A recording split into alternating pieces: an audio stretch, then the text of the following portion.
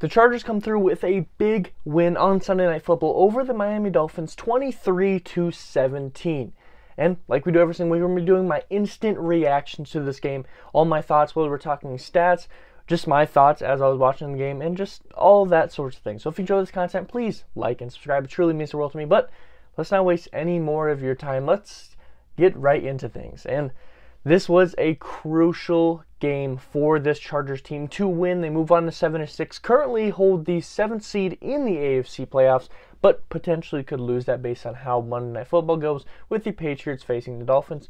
Patriots potentially could take that seed from the Chargers with a win tomorrow, but let's just be happy right now. Chargers 7-6, the 7th seed in the AFC with a big win over the Dolphins, and no one really expected. The entirety of the Sunday Night Football crew chose the Dolphins, and honestly, I'm not too surprised. I did choose the Chargers to win this game, but I think that does come with a little bit of bias, and the fact that the Chargers needed this win, so of course I was going to root for them to win.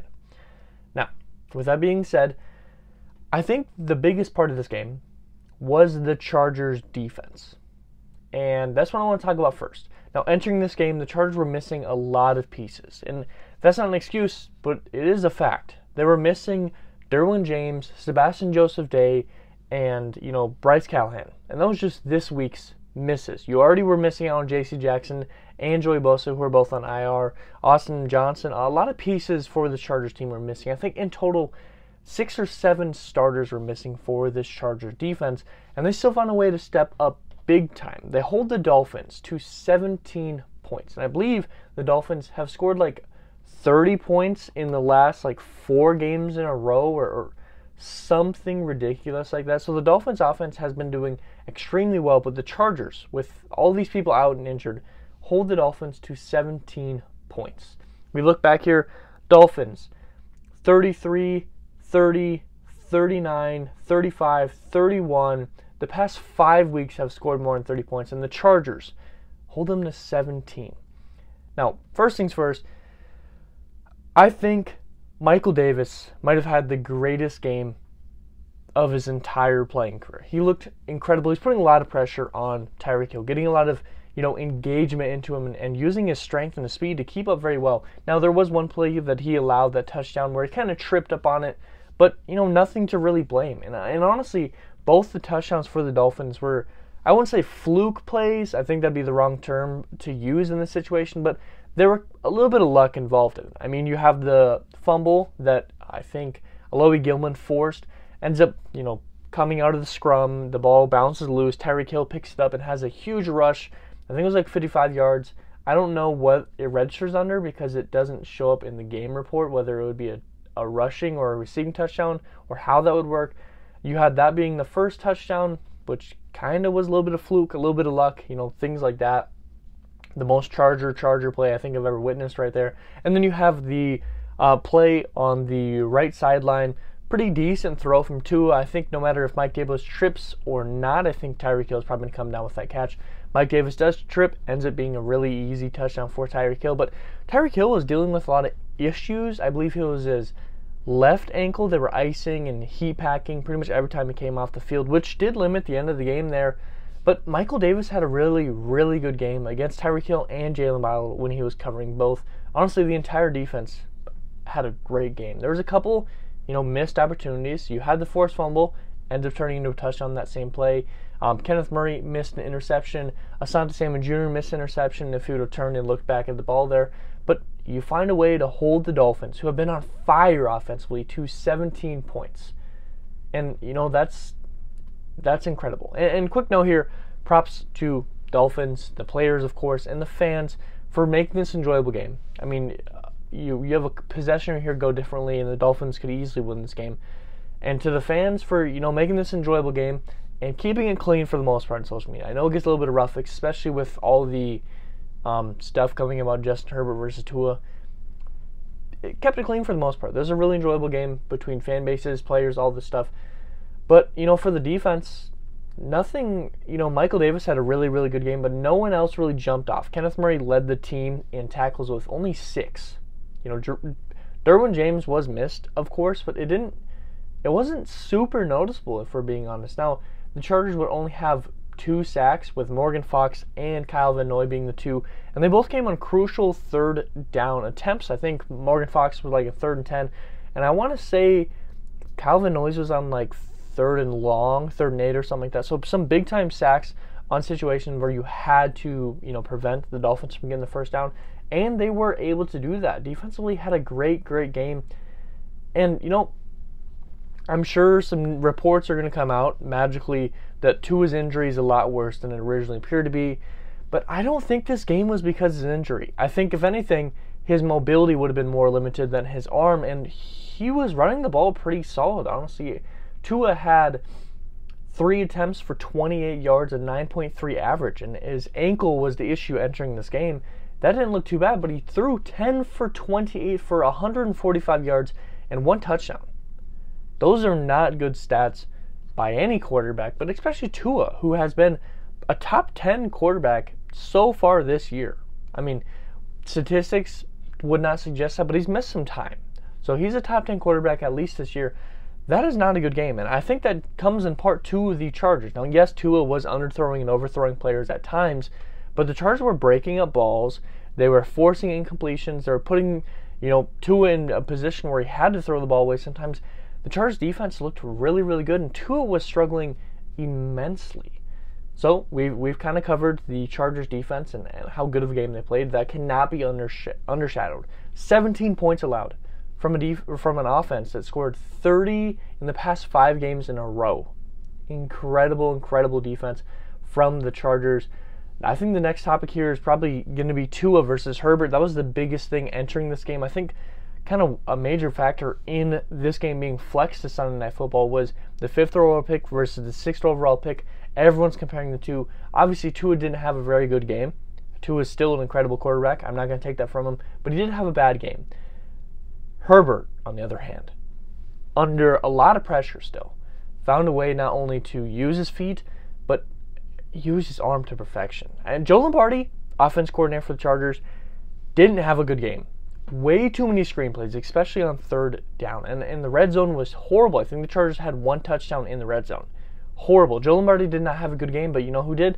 Justin Herbert. You know who saved this offense from being dumpster fire and is going to, get all the credit for it because he deserves it and save Joe Lombardi for another couple weeks is Justin Herbert. Herbert, 39 attempts, 51 yards, 39 completions, 51 attempts. Sorry, I think I said that wrong. 367 yards. I think he overtook Andrew Luck for the most yards through the first 3 years. Incredible stat. Of course, there's 1 extra game in there, but Herbert, obviously, this isn't the end of the year yet. He's done this with 4 games left in the year, so I don't think it has anything to do with that. And he missed the first game of his entire career, didn't start. But he only had 1 touchdown, and I don't think that's nothing to do with Justin Herbert.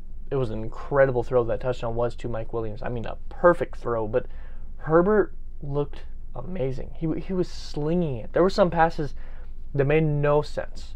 And, Keenan Allen and Mike Williams as well had an extremely good game. Justin Herbert complimented them exceptionally well. Mike Williams, his first catch of the game was a really good ball that was like a Mike Williams catch. Fights his way over top of the cornerback, makes his way back to the ball, jumps, catches a pretty tough pass, comes down with it. Mike ends up with 6 receptions for 116 yards and a touchdown in his first game back since the injury. And, arguably, that injury happened about 6 or so weeks ago because, yes, he did return, but he played, a couple plays, but he only had 1 target before it re-aggravated. So he was out for about 7 weeks. In his first game back, 6 receptions, 116 yards, touchdown. Can't complain about that. That touchdown throw to Mike Williams was just absolutely perfect. Mike Williams high points it, gets his feet down, perfect. Keenan Allen, 12 receptions, 92 yards, 7.7 average. Mike had a 19.3 average, absolutely insane. But Keenan Allen, especially on the last drive for the Chargers, other than, of course, when they're kneeling it, was a key portion to that drive. There was a beautiful throw from Herbert to the left sideline to Keenan Allen where it just squeezed it past the cornerback. Keenan Allen comes down with it, and the two look at each other and point at themselves. Perfect pass, perfect catch. Keenan Allen was coming up clutch. Incredible play after incredible play for Keenan Allen. I mean, Captain Clutch for a reason. Dude looked amazing, especially on third down, and was a consistent guy. I love seeing Keenan Allen and Mike Williams back on the field together. First time they played a full game all year, and it really showed. You also had Austin Eckler end up with 8 receptions, 59 yards, as well as 45 on the ground on 15 carries. Not great. I wish I would have saw Joshua Kelly a little bit more. I was tweeting this. Feel free to follow me if you don't already. Joshua Kelly really needs to get going on that running game. I think he deserved these reps, at least to like split these reps equally with Austin Eckler, if I'm being honest. Kelly had 4 carries for 29 yards. I think almost all of those came in the first half. Averaged 7.2. That's a really, really good stat, and I think he deserves some more carries. He's earned it. But, you know, overall, really good. Joshua Palmer also 4 for 53 yards, 13.2 average. Gerald Everett, 5 for 28. Nothing too flashy, but when you have Keenan Allen and Mike Williams and you're trying to work them back in, you're not going to be targeting your tight end as much as you normally do. Chargers did use a little bit more play action than I'm used to seeing, which is good. Other than that, nothing to show, like, crazy-wise. Stone Smart, 1 for 8. Joshua Kelly, 1 for 6. Trey McKitty, 1 for 5. DeAndre Carter had 1 reception, and it was for 0 yards. DeAndre Carter, for some reason, has kind of been erased from this offense as of late. Even last week when it was Joshua Palmer and Keenan Allen, I didn't see DeAndre Carter very much. I think his only target was on like a 4th down in one-on-one coverage where he was smothered and it was a jump ball. Maybe that was 2 weeks ago, but Herbert was slinging it. I mean, 367 yards, and you have 12 incompletions. I don't know what that comes out to percentage-wise, but that is a really, really good game. And I think he really came into himself again, especially after not looking like himself for a good portion of the year, especially after that rib injury. But, man, Herbert looked amazing. What were the other notes I had here? Mike Davis, Herbert Tua defense. Poor red zone offense. I kind of mentioned that already. I'm not sure what the exact stats were on that, but I think the Chargers only had 1 touchdown in the red zone in like 4 attempts where they had field goals. Not good at all. Chargers still struggle immensely in the second half game, especially the third quarter. Had 6 total points in the second half, 3 points in each quarter. Not good at all. You need to see more, especially when you have an offense that was looking so good in Justin Herbert. And I think that does come down to Joe Lombardi. Joe Lombardi needs to get fired. I'm going to say that week after week. I mean, you saw how great a game Justin Herbert had, how great Keenan had, Mike Williams had, all these guys. They had such a great game, and somehow you still couldn't score. And I think that comes down to a lot of the play calling. We saw on, what was it, like 3rd and long or 2nd and long, immediately followed by the 4th and long, 2 back-to-back screenplays. And Austin Eckler almost punches it in for a touchdown on that play from like 15 yards out, gets it all the way down to the 1-yard line, and then he rushes it and scores a touchdown there. But like second down and like whatever it was at the 15-yard line, it was 2nd and goal, screenplay completely fails, and you run another screenplay immediately after, and Austin Eckler saves you. That screenplay was a failure, but Austin Eckler saved you because how good he is. Got you to the 1-yard line, and then you go for on 4th and 1, alter the play, and you end up scoring a touchdown there. Thankfully brought in Xander Horvath, got a good screen, ran to the left side. I was screaming at television, go left, bring Xander Horvath. They do that, it works out, but you got to figure out what's going on with the red zone, because when you have Herbert and guys like that, you got to be able to score in the red zone. I do think that comes down to plays. It feels like a lot of times Justin Herbert is put in a position where he only has 1 or 2 options to throw to, because other people are ending routes in the same position, or they're just running easy curls that are completely smothered by the zone, and there's like 2 total options for Herbert to throw to. And if one fails, then he's forced to go to the other one. And if both fail, then he just has to try to scramble or throw it away. That's just bad play calling overall. 3rd down efficiency, 9 of 18 for the Chargers, 3 of 11 for the Finns. You know, again, defense played great. Offense, 50%, pretty solid. 4th down, 1 of 2.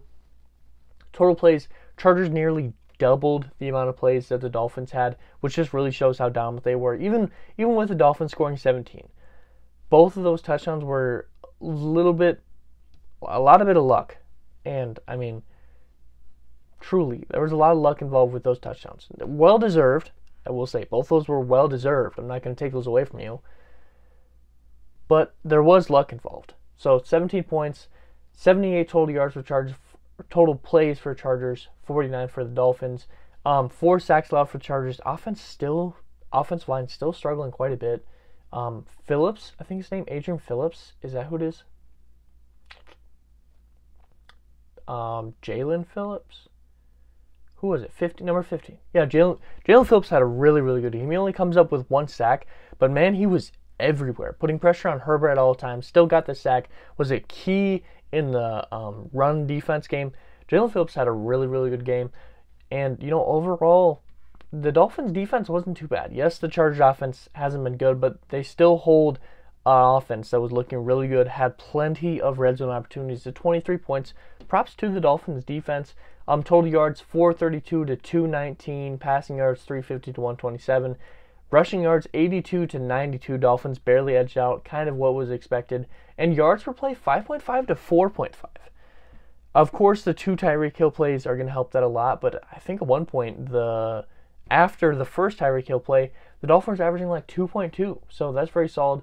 4 punts to 7 punts, penalty yards, 6 for 40, 6 for 50. I don't agree with that Herbert roughing the passer call. Now, there was no points scored on that drive. Actually, the very, right after they get the first down from the roughing the passer, they end up punting it in that same 3 plays. So nothing comes from that, but I don't agree with that play call at all. But there was other missed calls there as well. Officiating was pretty bad for both sides. I don't agree with the roughing the passer. There was some missed holding calls for both sides. Mike Williams is putting a lot of pressure at the line of scrimmage as well. A couple more could have been thrown there. I don't think they influenced the game too much. I mean, there was bad calls that shouldn't have been called. There was play calls that were clearly missed. Refs shouldn't be that big of a part of the game. I don't think they were, because for the most part it was pretty equal on bad play calls or bad penalties and missed penalties. But there was some bad ones. And time of possession was double. 39-38 for Chargers, 20-22 for the Dolphins. I mean, don't let the scoreboard lie to you. The Chargers were honestly in control for the whole game. It always felt like they were in full control of the game, even when it got really close there at the end. When it was, whatever it was, 20-14 or whatever it may have been, it always felt like the game was a little bit out of reach for the Dolphins, even if it wouldn't have been. And, honestly, I think that's kind of where we wrap it up. There's not too much to talk about other than the Chargers come through with a big win over the Dolphins there, and it was needed. 7-6 is the current record. Dolphins move to whatever it may be, 8-5. Still in the wild card. Chargers move up to the wild card. Potentially could fall out next week, but they're in a position where it's almost fully in their control. Depending on how tomorrow's game goes, it will be fully in their control whether they make playoffs or not, but their schedule is going to get a lot easier as the weeks go on. Next week they go against the Titans. Titans just lost, pretty tough game. Who did the Titans lose to? I don't remember. Titans lost to the Jaguars 36-22. Jaguars technically are still in the hunt, but I don't think they're that close. Titans moved to 7-6, so they have the same record as the Chargers. Now, you're going to be worried about Derrick Henry next week, of course, but Titans don't look as scary as they once did. You have the Broncos. That is the final game of the year. You have the Titans next week. Pretty easier schedule for the remainder of the year for the Chargers. Rams are in there as well. Hopefully the Chargers can take full control, get it going, and get healthy. Derwin James likely to return next week. It seems like Joey Bosa will return to practice next week. Not sure if he'll play against the Titans. That's going to be a pivotal piece. Hopefully Sebastian Joseph-Day comes back. Hopefully Bryce Callahan comes back. And I've heard some reports that even Rashawn Slater could potentially return, depending on how this year plays out. Chargers have everyone starting to come back, and they're really working on offense and defense. This Chargers team played really good today, and if they can keep up like that, I think they can go on a run. But what do you guys think? What are your thoughts on this game today? I know it was extremely fun to watch. I had a ton of fun watching it. And it felt really good to win a game like that where everyone was betting against you and against a good team. I mean, they were 8-4 entering this game. The Dolphins are a really good team. Contenders, honestly, for being honest. They quite potentially could be contenders when they're playing at their best. What are your guys' thoughts on this game? If you enjoyed the content, please like and subscribe. It truly means the world to me. And as always, I hope you touched someday. Hope you made you smile, made you laugh. Something really important to me. Affects most day in a great way. And as always, you guys all be safe out there.